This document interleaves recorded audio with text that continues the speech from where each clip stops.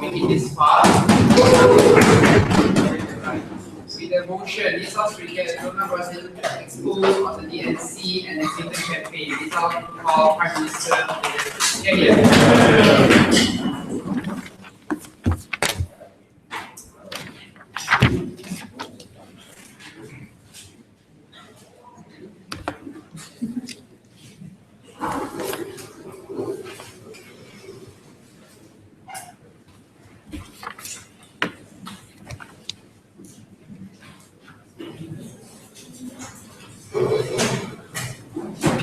I think that it's safe to assume that in this debate, the better option and the outcome that we want to achieve is more positions for the Democratic Party to be in position in Parliament. And we think that that's because because we think there's lesser of two evil between the Democrats and the Republicans, right? Before that, let's talk exactly about the expose and why it's actually a bad thing, right? Number one, we think the most important thing to acknowledge regarding the expose in and of itself is the timing in which it came up with.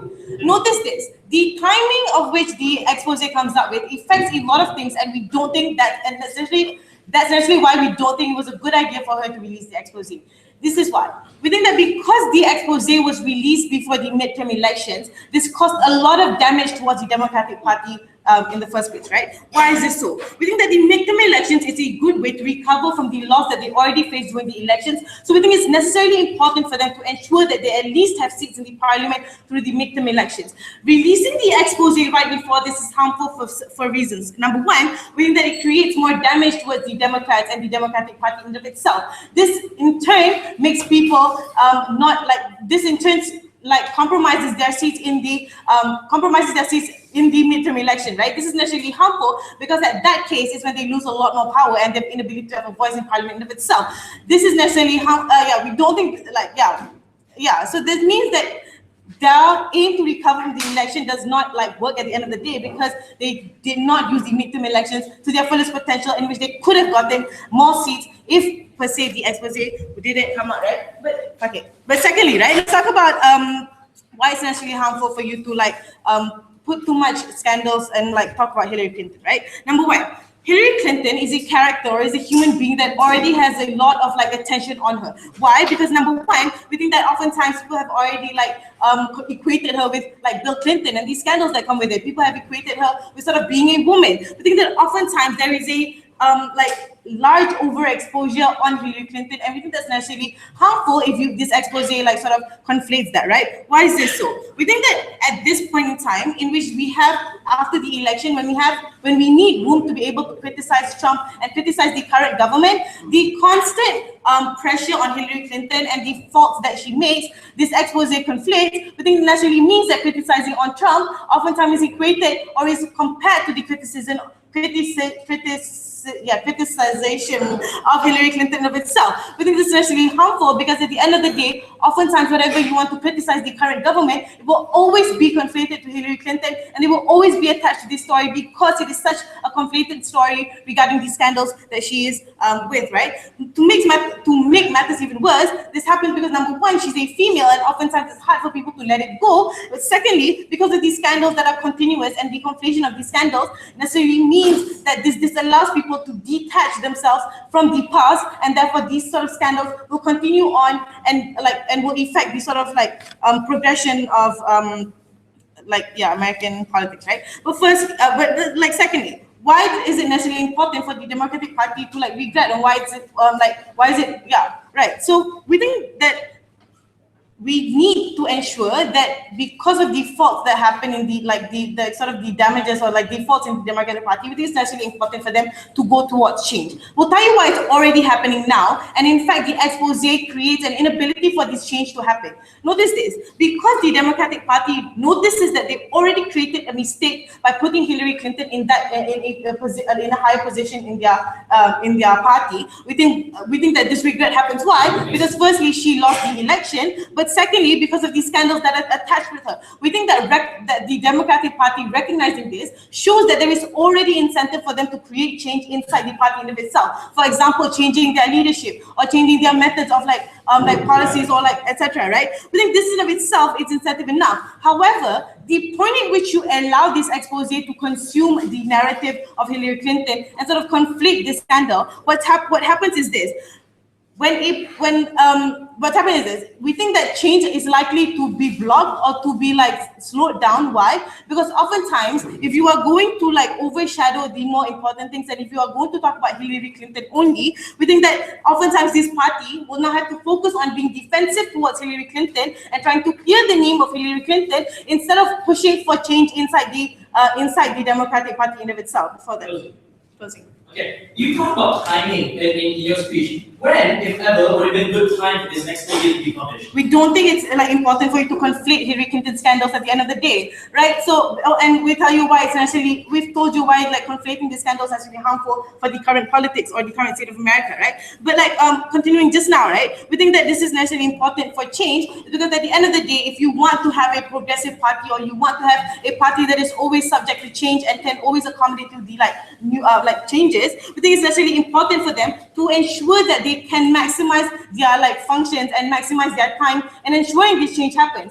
Notice that when this expose happens, oftentimes they will feel the higher likelihood of defending Hillary Clinton or defending these scandals instead of progressing towards becoming a better party. This is necessarily harmful because this creates like a resistance to change, because you feel like at the end of the day, you blaming Hillary Clinton creates an uncomfortable situation for the Democratic Party and Hillary Clinton in and of itself. Oftentimes, this means that Hillary Clinton, feeling like the uncomfortability of getting blamed, she will less likely want to compromise her position of power because there's so much scandals is put on her. This means that she feels a higher likelihood, like an ability or a want to prove a point that she has the capabilities, and oftentimes that creates a barrier for this party to progress. Number one, because they are too consumed in defending this scandal, but number two, because you have a leader, which is Hillary Clinton, that feels the need to prove a point in which she will always want to be in the position of power in the Democratic Party, which we think is necessarily harmful. We think that an ideal world would be a world in which this scandal wasn't conflated at the end of the day, and we think that the point in which success happens is when you allow room for the Democratic Party to progress and learn from their mistakes. Thank you.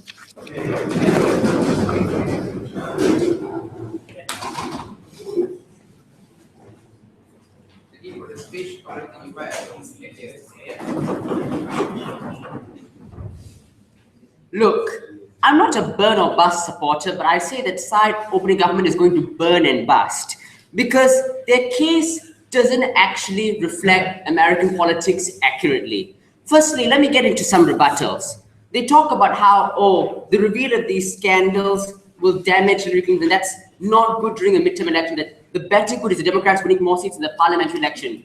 I think it's abhorrent on their side to be able to cover up partisan corruption just to say that the Democratic Party should get more seats in the election. I think it's important to expose partisan corruption on a principle level because it's very important that the American public is exposed to this information. It ties in line with American values. And the fact that a Democrat herself is releasing this information proves that there is people within the Democratic Party that believe in these principles of freedom of information. The Democrats don't just idolize their partisan leaders. And I think that this is really important because this principle ties in with the intrinsic American values and allows American voters to make rational and reasoned decisions when it comes to determining who they really want as their next president.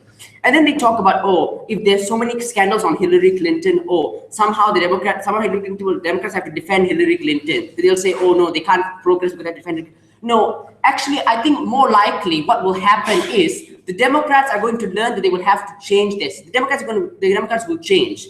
The only way the Democrats have incentives to change is if there's a public recognition of the partisan corruption within their party. Only then do the Democrats realize that, yes, now we need to actually buck up. Now we need to actually see that there are problems within our system and we need to rectify those problems in order to achieve the benefits that they want. So I don't see why somehow covering up this skin of corruption prevents the Democrats from making change. I think change happens better on our side, where the Democrats now have public incentives to force themselves to change in the long run. And then they talk about, how the scandals are so conflated, how somehow the scandals are too overbearing. The people won't criticize Trump because Hillary Clinton has scandals. Yes, we acknowledge that there are some conservative bigots who will say, Hillary Clinton has scandals too. But we like to think that the vast majority of the American population has some reasoned capability and that they put their own policies and decisions in first when they try to choose their leaders. And plus, they say that, just because Hillary Clinton has scandals, people won't focus on Trump. I think Trump has a fair deal of scandals and a fair deal of negative feedback on him. I mean, like, if someone says grab him by the pussy, I think that's already good enough for people to already pay attention. So you can't say that Hillary Clinton has too much attention, therefore people will divert away from Trump. I think people are likely to criticize both of them. In fact, moving on to my second extension, why this is beneficial for the partisan system in America. I feel that there is a problem with the partisan system in America, which is the fact that people tend to glorify these liberal leaders like Hillary Clinton in spite of this corruption. And what happens now on our side is the Democratic Party can acknowledge that it can't just use its liberal ticket to get seats in parliament. The Democratic Party has now acknowledged that it has to solve structural problems within its establishment in order to solve the problems that it wants. And we believe that this is very important. And then the Republicans, on the other hand, moderate Republicans can now say, look, the Democrats aren't just liberal unless they have flaws in their party too. The Republicans, yes, we do consider that some Republicans may choose to exploit these possibilities to benefit their own partisan politics. But we say that on a wider scope of things, this information should be available because the Republicans can also use this to rectify their own. Modern Republicans use this to rectify their own partisan systems and realize that they themselves can benefit from this information. I think it brings a better partisan balance to America. And to move on to the extension as to why this brings tangible benefits to people, I would say that people benefit on our side because more often than not, now the Democrats know about the structural corruption within their system. They can't just use their liberal ticket to glorify themselves. So they now become less complacent. They said the Democrats always want to change. I think the Democrats are a rather complacent party, and it's been pretty evident in what's happened with the recent election of Hillary Clinton believing that she can use her liberal ticket to win, when in fact she did not. And I think, especially during a midterm, like, talk about timing. I think during a midterm election, it's especially critical that criticism comes to a party like the Democratic Party because it encourages them to actually get their stuff together. It encourages them to fix themselves and fix the structural problems within themselves in order to make their party more appealing and back on the scene. So then they become less complacent, they tend to focus more on policy, and they realize that the conflicted scandals of Hillary Clinton aren't something that they're going to try and defend, but rather they're going to try and condemn, and realize that they have to move forward from this point. And the only way they have incentives to do this is if the public knows about this, which is why our case stands as a whole. But now let's talk about another part of American society, the independents. I think the independents haven't been brought up in this debate, and they really should be. Independents like Bernie Sanders, who rode on Democratic tickets in order to ensure they had a place in the election, now have more reasoned capacities. Now people like Bernie Sanders and other independents who want to aspire to be the leaders of America can realize that, oh, the Democratic Party may seem, oh, we are open to independence, or we are the more accepting party, we take in more independents and push them to leaders of power. Now the independents can actually rationalize for themselves. Okay, look, maybe we shouldn't all just ban on the Democratic Party. Maybe we actually need to understand that we have to fight for ourselves because there are structural problems within the Democratic Party that prevent us from gaining this mobility. So Democrats can no longer say that, oh, we are the party that supports ourselves and the independents. Now they have to make the clear distinction as to the problems they made in order to settle these systems, then only will independents will actually be able to support them. Yes. Why do you think that independent candidates have the slightest chance against the Republican National Congress? Okay. Now I can see where this is going on side of them. They're trying to say that, oh, we should not reveal this scandal because people should support Hillary Clinton because it's more strategic for the Democrat because Bernie Sanders isn't necessarily going to survive against Donald Trump. But we say that in response to that, although yes, it's somehow more strategic for the Democrats, on a wider scale of this debate, it's more important to preserve the American values of transparency of election. It's more important to preserve the freedom of information. It's more important to understand that Americans as a society and as a whole have to stand against this sort of corruption. Now, independents like Bernie Sanders can actually stand up to the Republican National Convention. Perhaps not now, but perhaps in the future. Currently, 54% of Americans identify themselves as independent. And although that 50% is split up against several candidates, it means that independent candidates are generally becoming more accepted in American society as the partisan systems that currently exist aren't fulfilling their needs. So this is just fueling this development, and this works beneficially in two ways. To the independents, it gives them leverage to realize that people like Bernie Sanders can actually be successful, that there are partisan structures that damage them. And on the side of Democrats and Republicans, it puts the incentive that you can't get away with corruption just because you're a big party. You need to tackle the issues head on and deal with your problems yourself. And that is why we on side opening opposition clearly take this debate from the get-go. Thank you. Speech by DPM.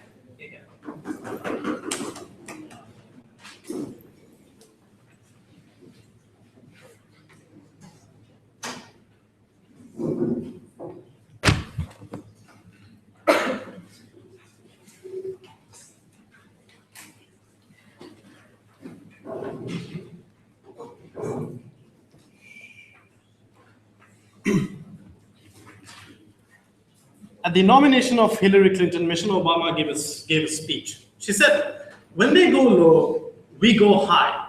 8 months later, Donald J. Trump became president of the United States. And that's the problem with trying to be the nice guy, because it doesn't work, because you get exploited like crazy mofos, and you lose elections in this post-truth world. A few things in this way. First, on principles. Okay, so first of all, clarification, right? So I think opening opposition says, hey, corruption, and we must expose to the American people, they have a right to know what nonsense. So first is that clarification, this was not a corruption scandal. This is not anything illegal that was done. This is, in whoever Donna Brazil's opinion, that this is something unethical. She might be correct, but it's not a case of corruption. What they did was perfectly legal in terms of bailing out the Democratic National Party in exchange for dictating how the party works. That is something they have a right to do, legally speaking. So I don't think the American public on a principle level have the right to have knowledge to how the inside operations of a party works in terms of what kind of decisions they make. I think the party has a right to portray itself the way it wants to people to begin with. I don't think there's a principle there. But secondly, I think the higher principle for this kind of a party, especially in this current context, lies with the most vulnerable of people. It lies with the African Americans who face police brutality every day, and they must do everything in their capacity to get the power to ensure those kinds of abuses don't happen. It lies in the first principle and foremost obligation lies with the trans people who get exploited on a daily basis, who get abused because they might abuse our children in our washrooms. Those are the people who your first obligation lies to on a principle level. I think that's what's most important here. So one is that, what did we tell you? We told you, look, the timing was particularly bad because it came up right before midterm elections and stopped our ability to completely swipe the parliament. I think that was a pretty big harm to begin with. Their response was, but guys, in the long run, we need some form of change to happen. And it's good that this came to attention. Note, the entire opening opposition's case premise lies in the following, that we didn't know any of this before. This is the first time we're hearing about Democratic Party sort of favoring Hillary Clinton, and the Democratic Party being absolutely stable and not willing to change since the election. Let's break this down. Donna Brazil came to power to begin with because Debbie Wasserman-Schultz resigned because of the scandal to begin with, right? Because people were saying the Democratic National Congress already, favors the big guys and the corporations and your Hillary Clintons to begin with. So I think there was already pre-existing pressure on the Democratic National Congress to change. That's one. Number two, in terms of why that pressure already existed, is because the election, they lost to a lunatic. I think that was already a big enough wake-up call. But the more important thing was, if you can show, okay, so who to believe. I think there are reasons for Democratic National Party to feel like they must change in order to progress. And for this party, it's okay, so who do you believe? I think it's to look at trend analysis of what Democratic National Congress has done since the election has happened, right? So what have they done? They have changed the kinds of heads that are in power to begin with, right? That's why we had a temporary president in Donna Brazil that allowed the transition from Wasserman-Schultz to begin with. That's why we see trans and black people standing up for midterm elections on a larger extent than ever did before in this particular election. That's why all this Twitter is going crazy about the first trans senator coming in and beating transphobic people within parliament. We see within the Democratic Party that you have more and more focus on people like Elizabeth Warren and the Bernie Sanders, and making Bernie Sanders the most popular politician in the world right now. Why is the Democratic National Congress doing this and putting focus on these people? Because we can see through trend analysis that they are trying to make that change. What did Bernie Sanders do the moment the scandal came up? Okay, what did Trump do? The first thing Trump did was look at the scandals happening at the Democratic National Congress. These guys are fucked up. That's the problem. So I think that's number one argument, right? The change was currently already happening. But what this does is it refocuses on the idea and makes people think that the Democratic National Congress hasn't changed. And it's just like that again. And that means that kind of a focus means that you can deflect blame from the Trump administration to a larger extent. And people still keep on conflating. And by the way, you can't say the average American won't conflate. The average American, I don't know, Trump won the election, right? The average American is not particularly super smart in terms of how they think. In terms of what they're doing, I think there's a huge conflation going on. In terms of people continuously justifying why Trump being in power is okay because the kind of scandals that Clinton has. And the kind of scandals that Clinton has gets even more focused on because she's a woman. The email stuff is done by almost everyone who's there, but suddenly when it's Clinton, it's a huge fucking deal that everyone must focus on. I think those are the kinds of things that allows Trump excuses to progress, and this allows from critique of the government from occurring in the first place. I think that's particularly bad. Does closing have anything? Sure. Party supporters suspected from the very beginning that Clinton had an unfair advantage. Why is it worse to know the full truth rather than to suspect and allow rumors to fester? Okay, look, like I think it's a lot worse when you know when Donna Brazil comes out and says a lot of these things. I don't think in opposition's world we have a complete automatically Democratic Party coming out and saying, yeah, we behave really unethically and that's wrong. In fact, it's the opposite that's likely to occur. When there's rumors, but also it's not just rumors, right? Democratic Party actually kicked out Wasserman Schultz, for example. So they responded to those rumors in a positive way to allay those fears. But the point at which you put more and more pressure on those top guns, what happens instead is this. What happens is that those top guns now feel defensive and feel like they must deny these allegations that are being coming up, right? Because now you have some active party member who will say, you are unethical in nature. That's what stops change. Why does it stop change? Because the point at which Democratic National Congress tries to change its ways, that moment they have to verify and give validity to the claim of Donna Brazil that they were indeed unethical in their behavior. Because if they have any leadership changes, it automatically validates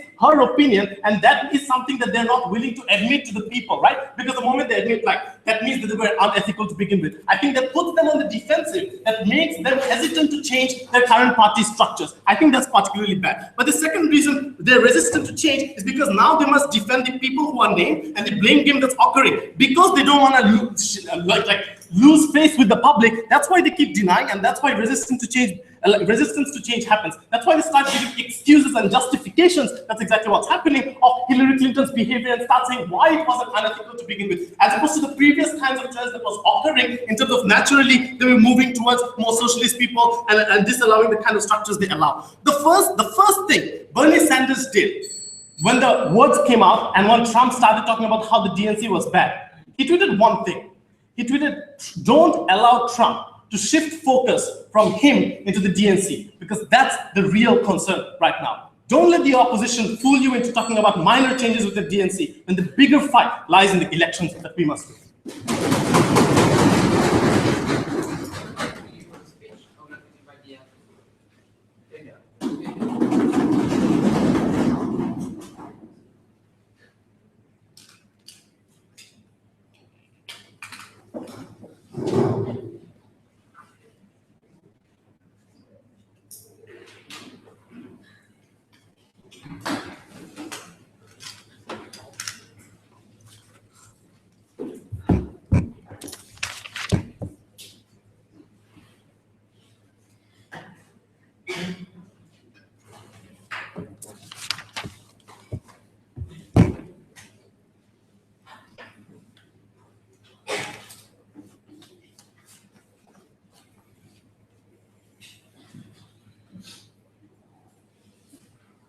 One thing that opening government doesn't get.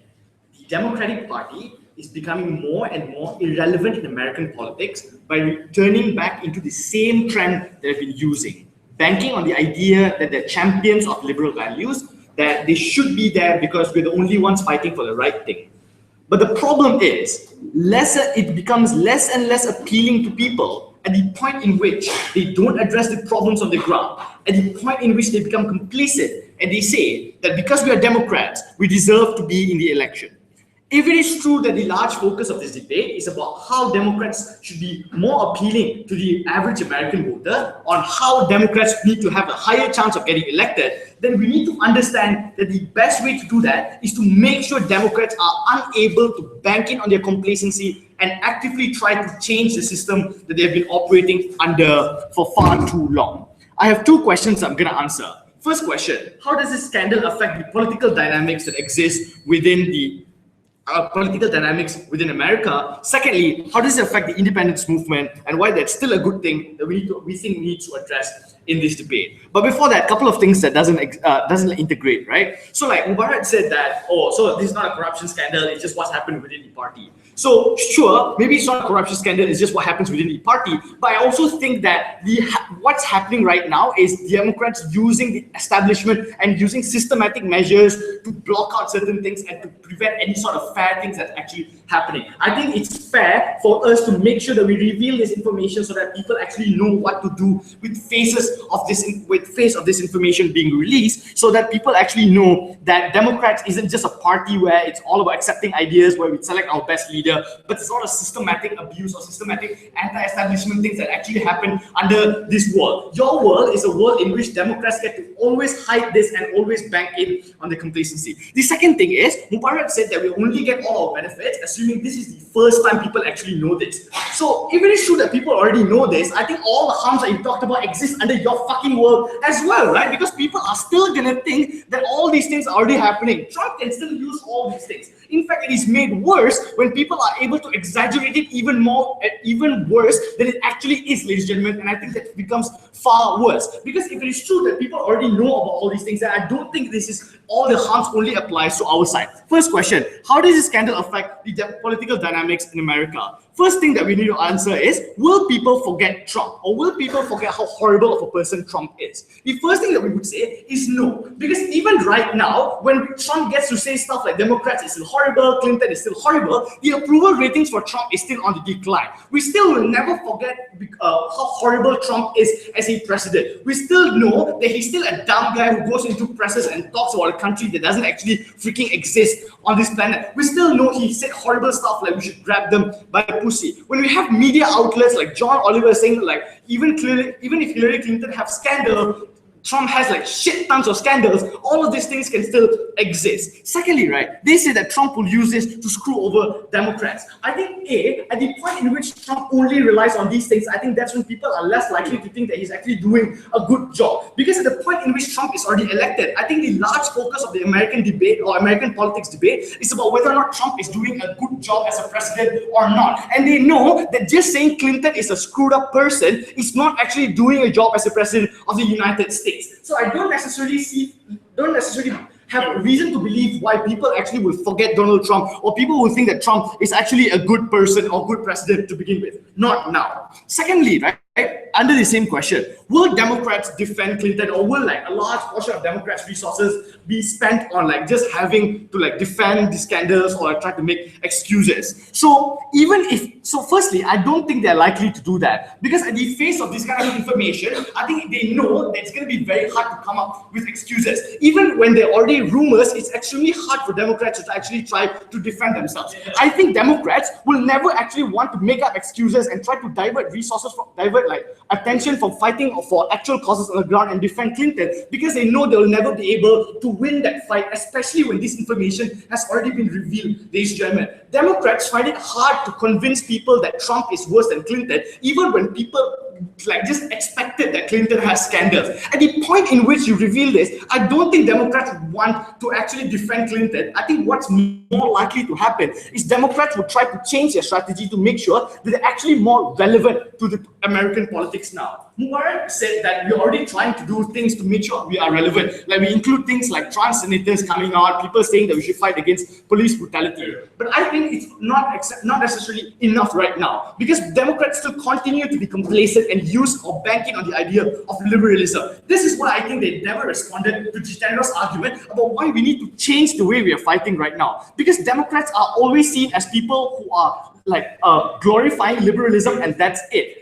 This means that people, especially Republicans, this means people who are like moderate American voters feel isolated when everything that's going on right now is liberalism or nothing, ladies and gentlemen. So the point in which you actively show that Democrat isn't an all-good party, that there actually is some sort of problem that's going on, I think that's when Democrats need to actively address the problems on the ground. I think we are the only side that provide more incentives for Democrats to actually fight these instances. Because under your world, when they can hide and cover all sorts of problems, I think they're significantly less likely to do that and continue right on the liberal banner. Yes, Mubarak. For sure, it's undeniable that refocus on the scandals meant a lot of harms in the midterm elections. Not having a majority in the parliament means more than 1 million Americans can lose healthcare. Yes or no? okay, sure, maybe it is true, right? Like we would prefer like if Democrats actually win this election. But I think it becomes significantly harder if Democrats not only do people already have their preconceived notions about Democrats being corrupted, but you actively not changing your strategy and just continue saying that because we're Democrats, we deserve to be in the election. That also means that it's harder for you to win the election to begin with. If you actively address the problem on the ground, then I think that becomes easier for people to realize that Democrats aren't just saying shit because they're Democrats, but they actually want to fight for people, want to fight for healthcare. Secondly, on the idea of independence, I think Jitendra told you a very important idea about why independent candidates are less likely to become independent candidates because they think that they will become victim to the establishment of the system.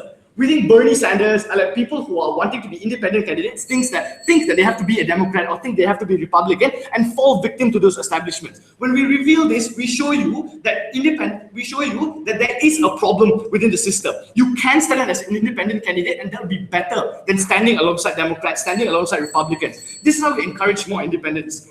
Democrats have overstated the ability of them to be in politics just because they're liberal, just because they apparently care. They actively have to change their strategy. But even if they don't successfully do it, I think at least now we change the image of Democrats, and I think that's far better.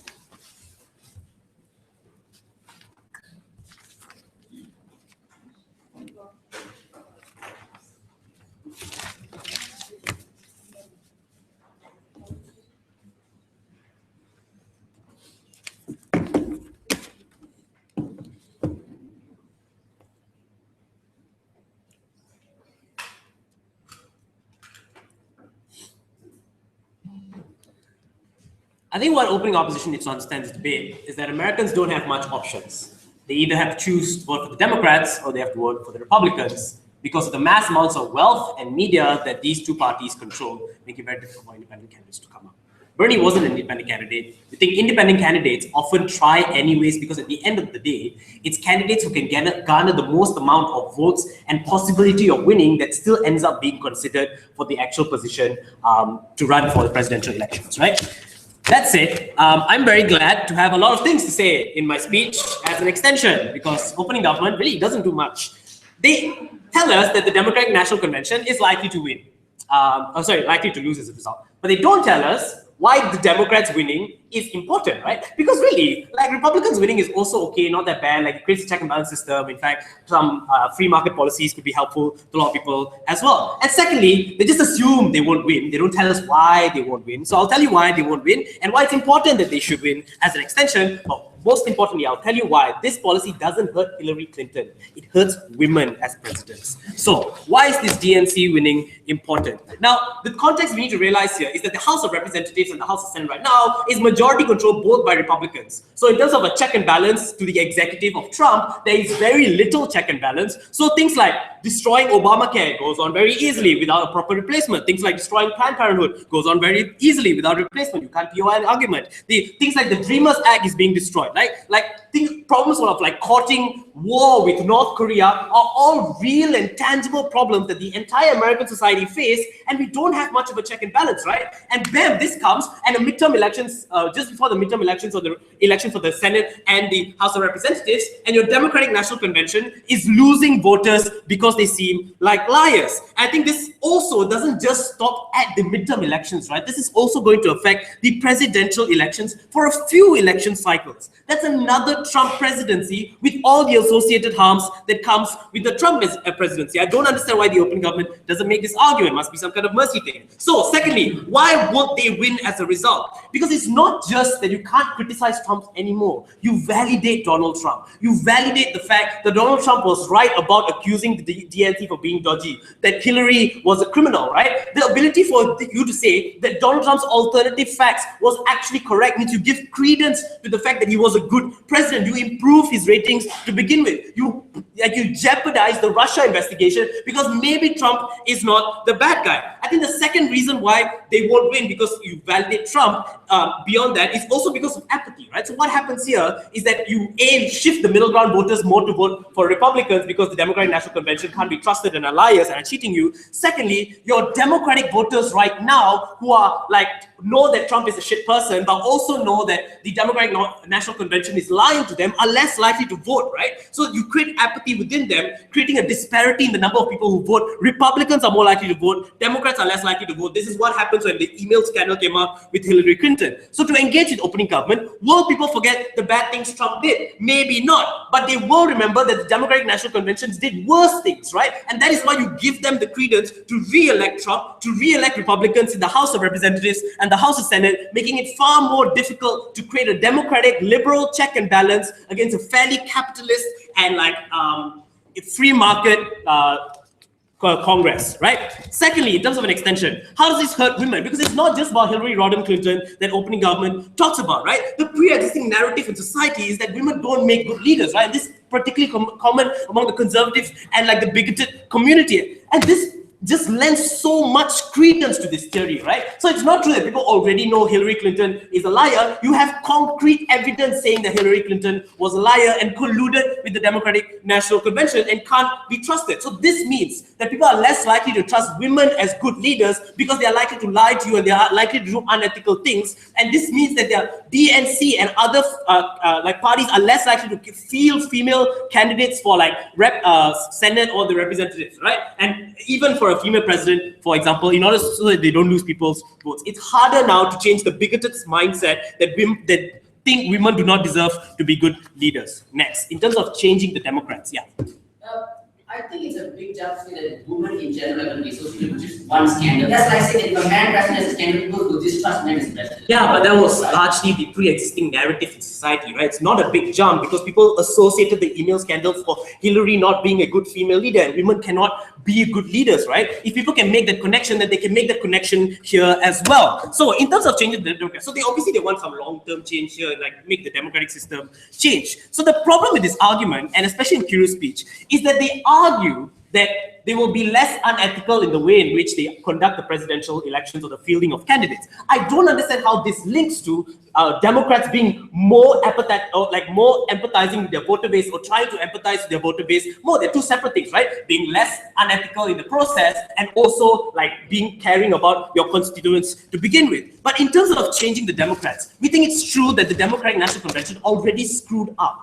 And the reason why they screwed up is because the candidate they invested in lost, and the candidate that they should have invested in could have won. And in realizing the screw up, they're already less likely to screw around with the process to begin with. Something like opening government talks about, but we will again say because it's very important. But more importantly, that they don't talk about is that we are okay if the DNC does this shit again, right? Because we really, really need people to get in there, fam. Like they need Democrats to create a check and balance in the process or in the House of Representatives and the Senate, and to actually have a shot in the presidential election, right? What they are also likely to do is create a double jeopardy on Bernie Sanders, right? If he is less likely to succeed in the presidential elections again, he cannot run because Trump has been validated, because Republicans have been validated for being the more trustworthy party. And in a world where they are gaining more and more votes, and it was this close between the Electoral College vote and the popular vote, we think that that slight difference will be important in creating the Republican change or the multiple Republican governments. We think those check and balances is less likely to happen. Even if in the long term, the Democrats change for the better in terms of being less unethical to begin with, in the process, millions will be hurt. Millions of women won't have access to Planned Parenthood. Millions of immigrants will be sent away. Illegal immigrant children will be sent away. They won't have access to healthcare. This is all harms that you're going to make as a result of not creating a proper check and balance within Congress, within the presidential election system. For all those reasons, we're very, very happy to extend.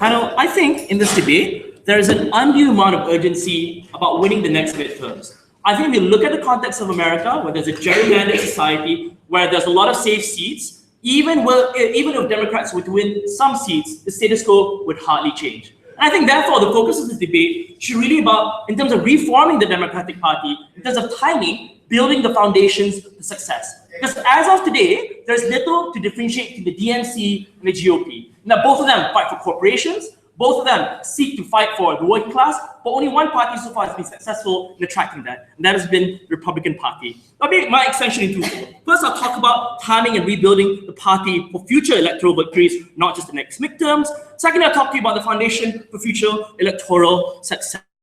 Move on to that part of the debate. I have three rebuttals to make. Firstly, right, and it's very important for Gov to recognize, and this is something that Calvin said very early on, Republicans are in control of the House and Senate. It is ridiculous for you to then assert that if they can pass these laws, they would not have already. So all those things you talk about, the gutting of Obamacare, the gutting of the DREAM Act, right?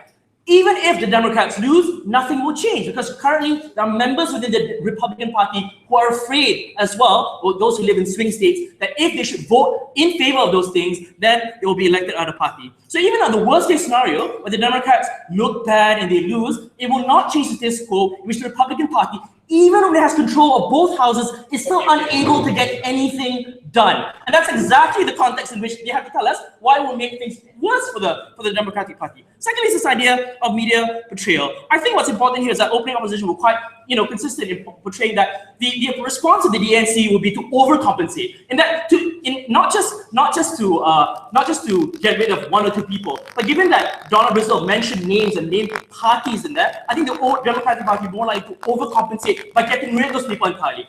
That was the whole point of having a book published instead of rumors, because you need to know who is involved and how deep the rot really is in the Democratic Party. I think that's really important, and I think even if you think that people will believe that the Democratic Party is corrupt and all that, I think the people who suspected it from the beginning already have this confirmation bias anyway. Nothing you do would have changed that to begin with. But the important thing here is to appeal to the middle class, to the fence sitters.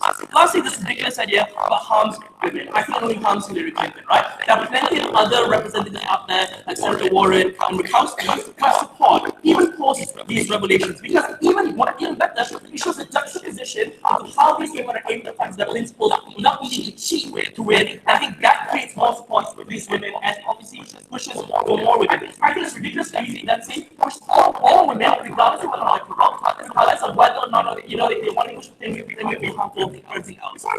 I want to buy analysis twice no thing. One is that the Democratic Party has a system between big money donors, donate funding and the direction of the party, and the party class, middle class, and the marginal with this disenfranchised. The flaw actually those that section, the DNC was unable to win. Right, so that's the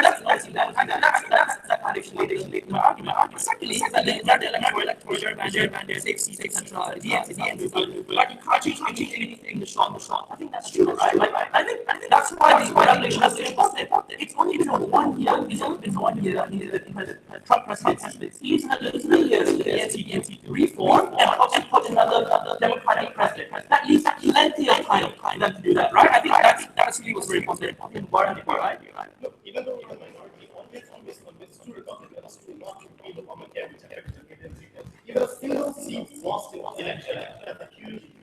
Yeah, but I think regardless of how it is, right? I think we have to consider that what's important is that even if you lose now, it's not guaranteed that you win future midterms. It's not guaranteed that you win future elections. I think we need to set the stage for a long-term domination of the Democratic Party, and that's really important, right? If you look at the China analysis of America in terms of how it's becoming, the whites are no longer the majority in the next 20 years, I think the Democratic Party is best able to leverage that, and that's where we're going to talk about. Firstly, this idea of party brands. I think that the GOP, is defined by tax cuts, anti-minorities, and corporations. DNC, welfare, for minority, also corporations. There's little to differentiate that, and that's really why so many voters were disenfranchised, because they feel that establishment parties were not able to reach out to them. People, the working class, because both parties forwarded a neoliberal consensus, right? what we're doing here by having this as what the expose allowed is for transparency and at least a comparative here, right? In that the Democratic Party is and I think on a balanced probabilities, they're more likely to reform, right?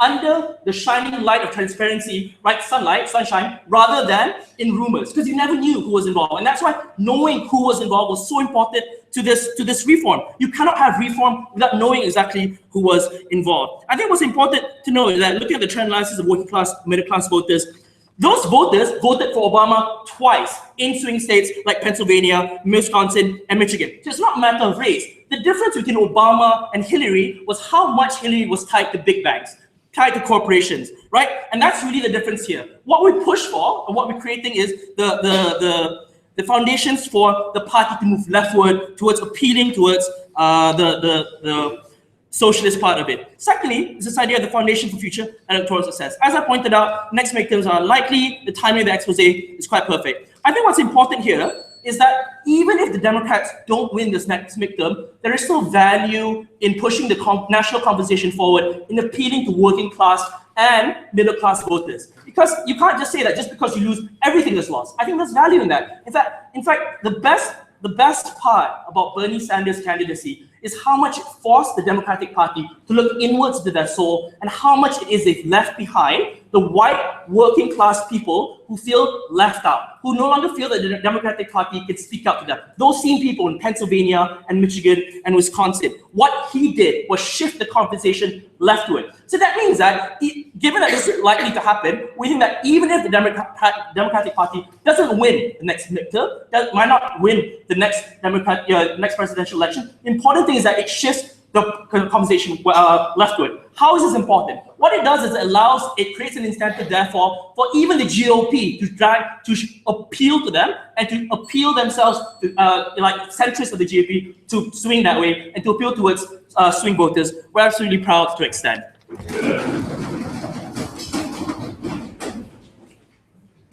the speech, invite Vic to his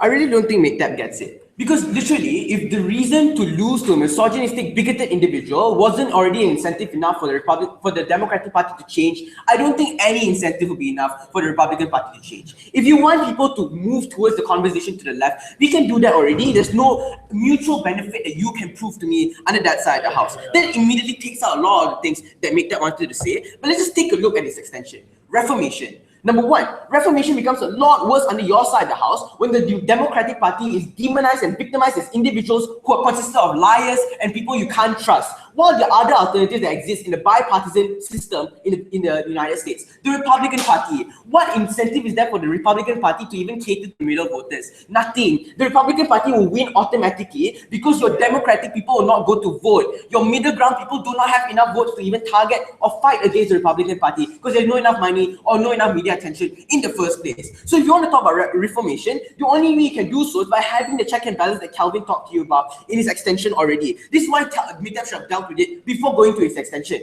The reason why this check and balance is important is because as much as it's unfortunate, the Democratic Party is the only party that can actually fight with the Republican Party head to head, whether or not it's from media attention, whether or not it's from like actual leaders that can lead the country at the end of the day. Because we are the party with Bernie Sanders and Elizabeth Warren that can fight against your parties of Trump and Ben Carson or whatever. So if you really want to win the comparative, you needed to recognize the extension that Calvin gave at the end of the day. What did Calvin tell you? And realizing that none of this is actually engaged upon, we have to look back at it. Number one, he told you how you validate Trump. This is important. Number one, now you're less likely to target Trump, or the conversation is less likely to be whether or not Trump actually colluded with Russia, because people will trust him better, or people will trust him more at the end of the day, because he was the first person to point out that maybe Hillary did cheat, and now it's actually proven there is solid evidence that he did. Just because of that, people are less likely to distrust on Trump and instead trust on him more. They're less likely to criticize all his actions in the past. Sure, he did all those horrible stuff that OO wanted to talk about, but people will look forward to, look past that and continue doing all these things. Because right now, at least he's right.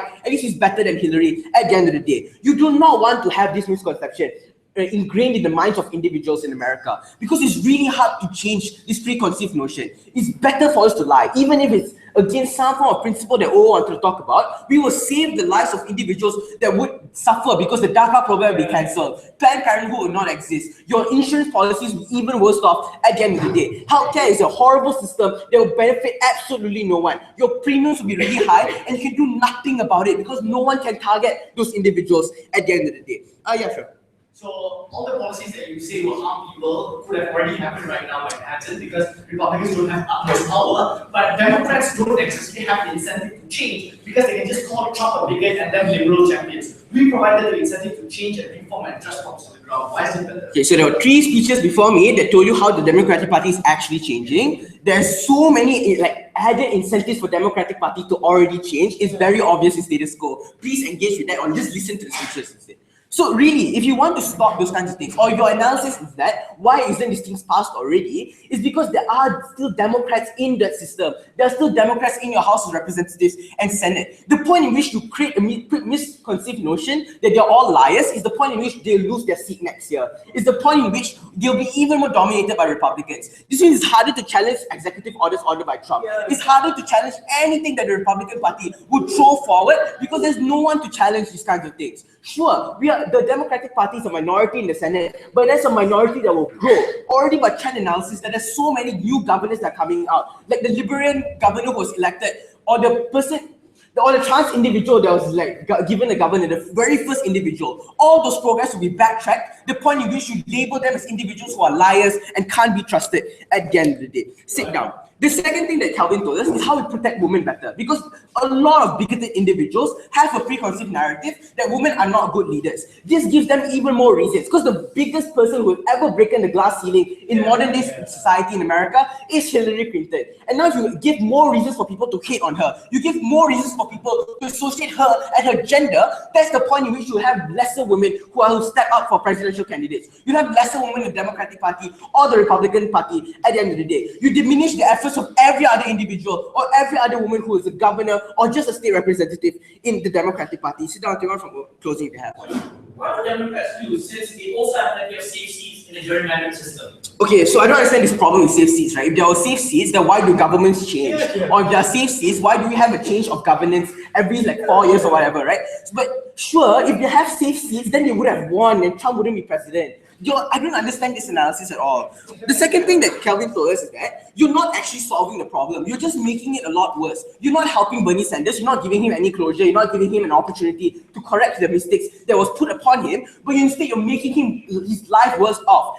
Any policy changes that he would have now, any speeches that he will give, or whether or not to urge American people to stop supporting this Healthcare Act, will never be supported. Trump will shut it down. Your media corporations will label this as liars. Your Fox News will say that this is all false and alternative facts and you can't believe all these kinds of things. Because of this action, you empower those views and empower those narratives, because there's no one who can fight back towards it at the end of the day. No. If you really want the Democratic Party to change, you don't put an added pressure upon it to do so. Because besides the analysis that added pressure makes them defensive, there's already enough pressure because they didn't win the election at the end of the day. So there are a lot of voters who already disagree with the bipartisan system. There's already enough incentive for them to sway towards the middle or towards the left, to garner more changes, to sway the Republican voters who voted for Trump at the end of the day.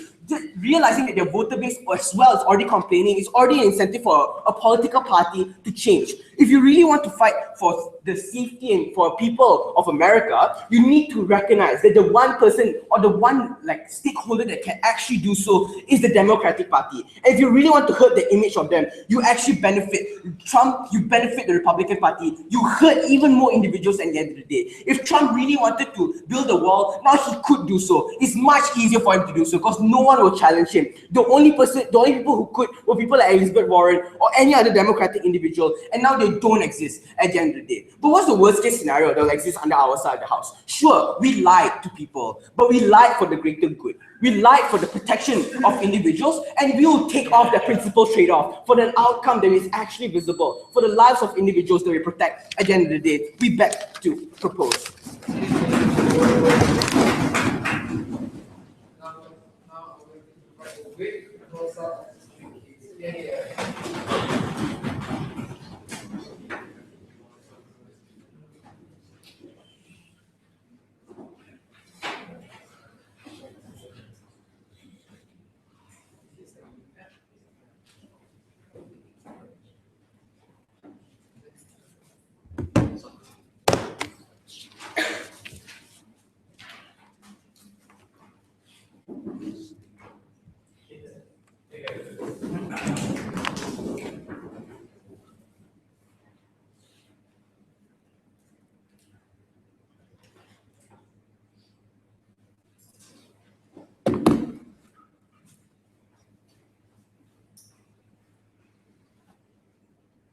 Panel, let's be a bit technical into this debate and point out what did each house provided to today's discussion. Number one, side closing government didn't have an extension. The only new materials that they had was that women now would be viewed as individuals who cannot be leaders, which is premised upon opening government's argument.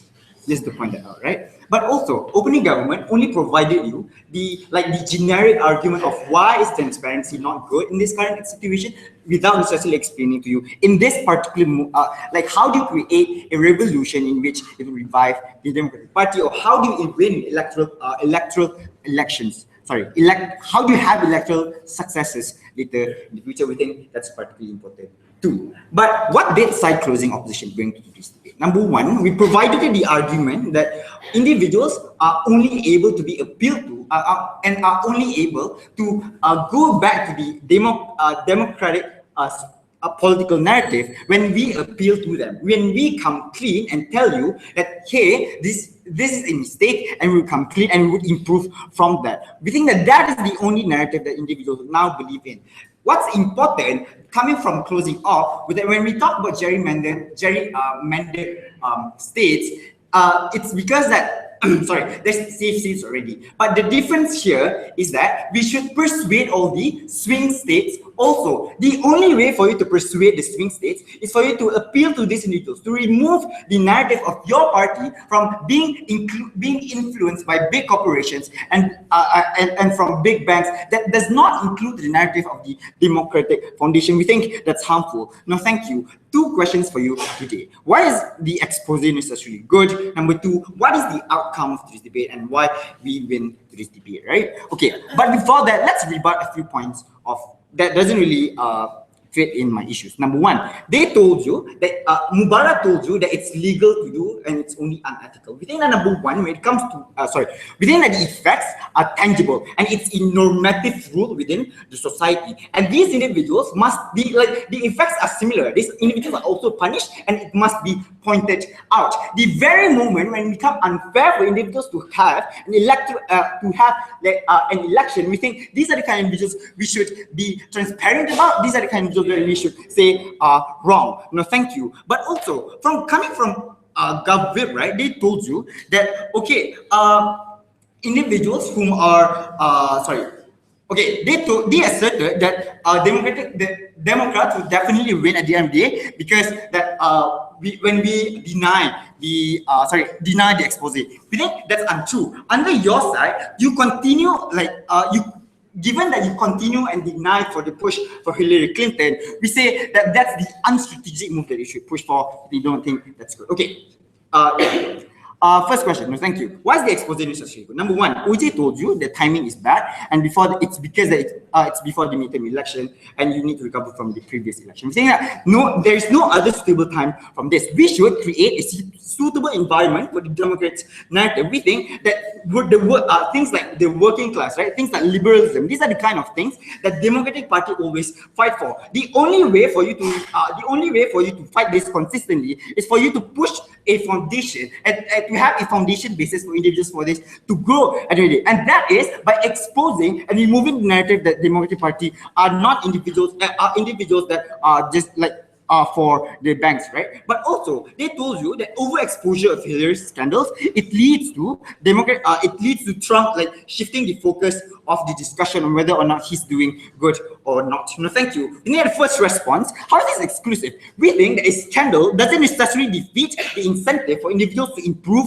on the ground. We can still, like the Democratic Party can still build her image too. It doesn't take that much money. Also, we think that these are also, like individuals on the ground, they already have rational individuals who can weigh out whether these claims are true. No, thank you. But second response, right? We think that Hillary Clinton isn't even a good political candidate to begin with. It's okay for you to not defend Hillary Clinton and point out that she's not doing good, because we think that she's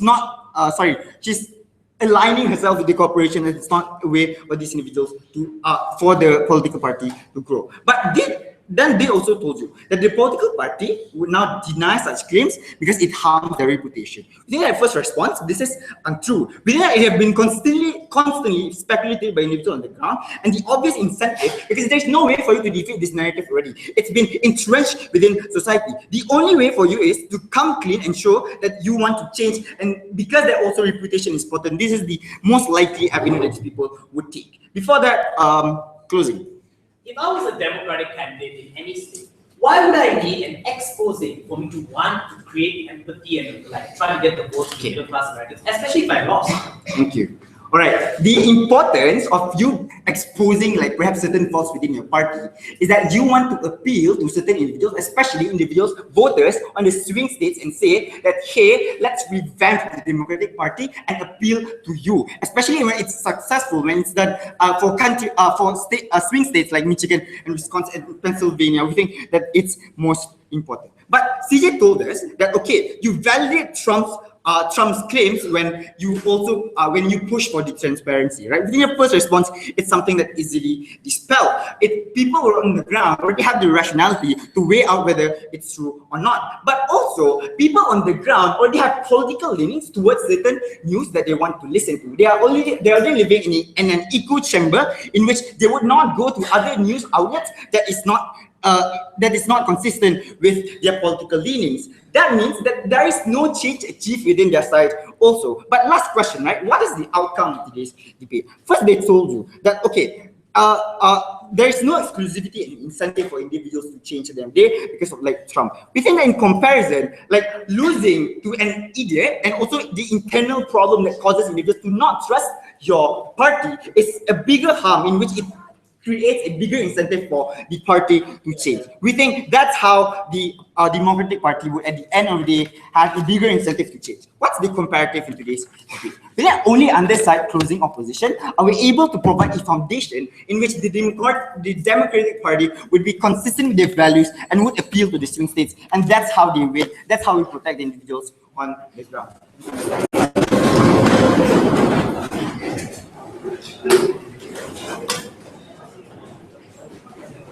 Thank you very much.